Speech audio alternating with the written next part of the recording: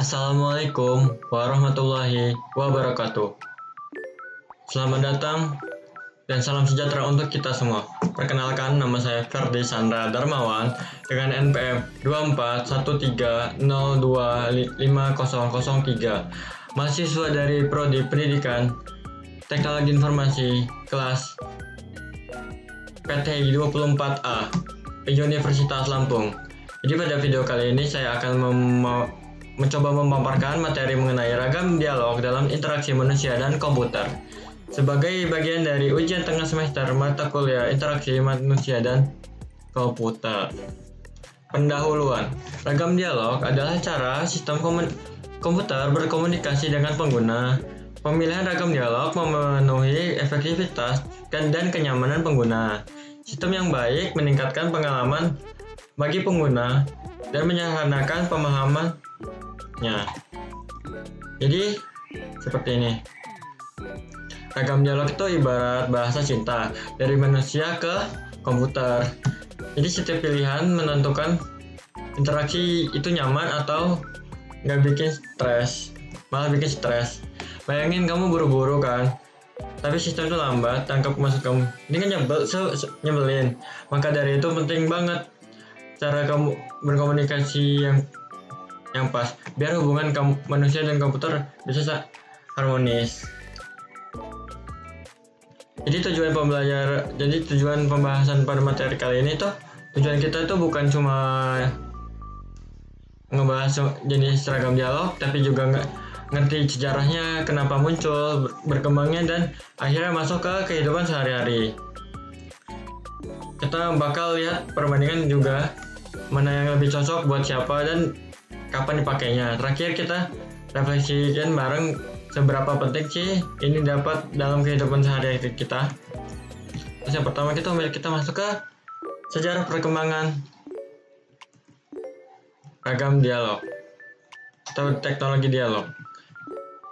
Awalnya itu kalau komputer zaman dulu itu manusia yang harus menyesuaikan diri. Terus masuk tahun 1950-an kita sudah memakai bahasa pemrograman, tapi bahasa pemrograman itu masih rumit, seperti kayak ngajak ngobrol alien gitu. Terus lalu pada tahun 1970-an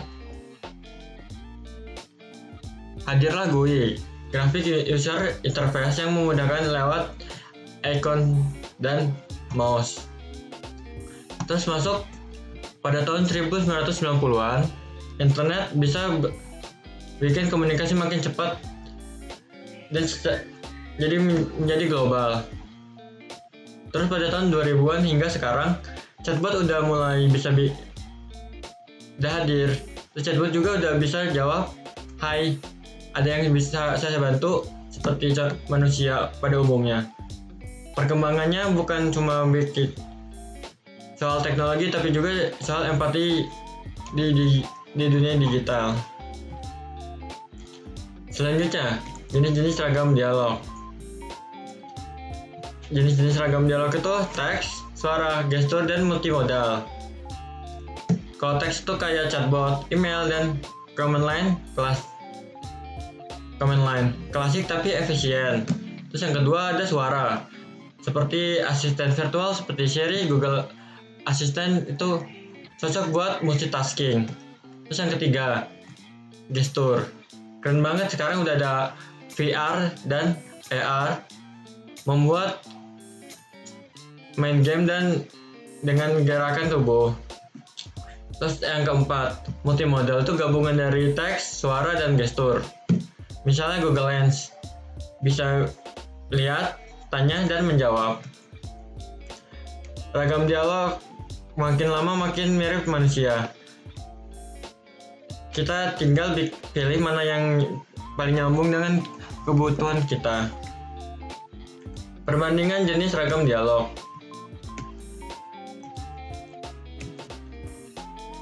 Yang pertama itu kemudahan penggunaan. Teks bisa dipelajari siapapun, tapi suaranya lebih cepat. Terus yang kedua, efisiensi waktu.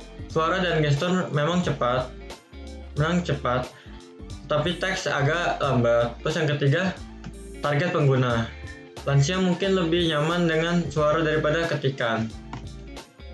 Terus yang keempat, tingkat kecerdasan. Chatbot melawan AI suara, kadang AI suara bisa lebih paham apa ya maksud dengan yang kita ngerti atau ngerti dari konteks yang kita akan bahas. Intinya setiap ragam dialog itu punya plus minusnya masing-masing. Nggak ada yang absolut, semua itu tergantung konteks dan kegunaan kita untuk apa. Terus selanjutnya ada manfaat ragam dialog. Teknologi yang baik itu seperti harus adaptif. Kita nggak semua suka bicara, ada yang lebih nyaman ngetik, ada yang cukup gerakan kecil saja. Ragam dialog juga bikin sistem lebih inklusif. Dari anak-anak sampai difabel hingga orang tua bisa memakainya. Itulah kenapa kita perlu berbagai bentuk komunikasi, bukan hanya satu arah saja. Kegunaan ragam dialog. Selanjutnya, yang pertama itu di dunia kerja. Chatbot sekarang sudah seperti customer service, dapat membantu layanan 20/7. Terus yang kedua itu layanan di publik. Terus sekarang itu sistem antrian itu sudah bisa memakai sistem touchscreen. Terus yang ketiga di pendidikan. Interactive learning sekarang sudah memakai suara dan gambar. Terus hiburan. Sekarang game bukan hanya di HP saja atau di laptop atau di PC saja, tapi sekarang game sudah ada di VR. Jadi makin impresif dan makin seru. Dialog bukan sekedar alat bantu saja, tapi jadi bagian dari pengalaman itu sendiri. Selanjutnya, penerapan dalam teknologi. Tiap hari kita berinteraksi dengan teknologi dialog tanpa sadar. Contohnya itu formulir pintar di website yang langsung kasih kita saran. Game yang respon sama suara kita, atau rumah pintar yang bisa nyalain lampu pas kita ngomong gelap.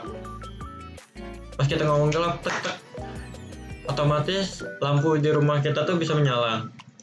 Semua ini adalah contoh nyata dari penggabungan teknologi dan perilaku, psikologi perilaku. Terus selanjutnya ada contoh dalam kehidupan sehari-hari. Itu yang pertama itu contohnya tuh kita saat memakai mesin kasir mandiri. Terus self-service gitu kan sistemnya. Kamu pilih bayar terus selesai tanpa harus berinteraksi dengan penjaga kasir itu sendiri. Terus yang kedua, chat dengan customer service, nggak harus nunggu lama. Sekarang chat dengan customer service itu sudah bisa melalui chatbot, langsung tanggap 24 jam gitu kan aktifnya juga. Terus yang ketiga, Google Maps. Saat kita mengetir itu dikasih arahan, mau arah ke kanan 200 meter ke kiri atau lanjut sepanjang 1 km. Semua ini bikin hidup makin simpel dan makin cepat. Teknologi hadir bukan hanya untuk gantiin manusia, tapi untuk bantu kita jadi lebih efektif untuk kedepannya. Terus yang terakhir, kesimpulan. Ragam dialog adalah cara paling penting agar manusia bisa berinteraksi dengan komputer secara lebih mudah dan nyaman. Setiap jenis ragam dialog itu teks, suara, gestur, dan lainnya punya kelebihan dan kekurangannya masing-masing. Penggunaannya membantu kita dalam banyak hal, mulai dari belajar, bekerja, hingga berkomunikasi. Semakin berkembangnya teknologi, membuat kita lebih gampang untuk berhubungan dengan sistem secara cepat, alami, dan efisien. Dan juga teknologi yang baik adalah teknologi yang bisa berbicara dengan manusia, bukan hanya untuk manusia itu sendiri. Sebelum mengakhiri video ini, saya akan memberikan saran dan masukan untuk mata pelajaran EMK dan WETA. WETA ini ngajarnya enak dan jelas, membuat kami tuh lebih mudah paham, meskipun materinya sedikit teknis dan kompleks. WETA juga sabar, ramah dan terbuka, bikin suasana kelas makin aktif dan nyaman dan lebih interaktif. Mungkin kedepannya bisa ditambah contoh soal yang lebih dekat dengan kehidupan sehari-hari, dan saat menyampaikan diberikan media visual biar makin mudah dipahami kan, jadinya lebih real gitu. Nah, itu saja yang dapat saya sampaikan. Semoga video ini bisa membantu kalian makin ngerti dan makin ngeh pentingnya dialog yang ramah pengguna dan dalam teknologi. Terima kasih sudah menyimak hingga akhir. Wassalamualaikum warahmatullahi wabarakatuh.